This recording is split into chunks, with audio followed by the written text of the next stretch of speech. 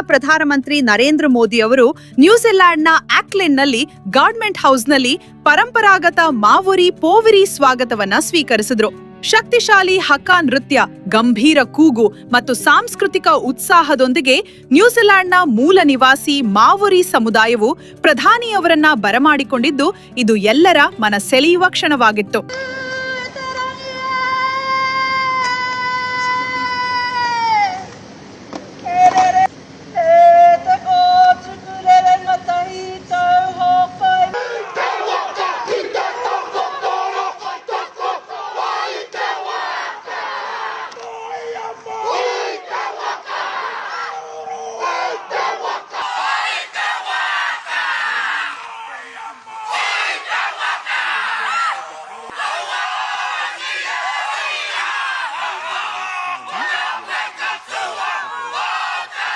ಈ ಸಮಾರಂಭವು ಭಾರತ ನ್ಯೂಜಿಲೆಂಡ್ ನಡುವಿನ ಆಳವಾದ ಸೌಹಾರ್ದ, ಸಾಂಸ್ಕೃತಿಕ ಬಾಂಧವ್ಯ ಮತ್ತು ತಂತ್ರಾತ್ಮಕ ಪಾಲುದಾರಿಕೆಯನ್ನ ಪ್ರತಿಬಿಂಬಿಸುತ್ತದೆ.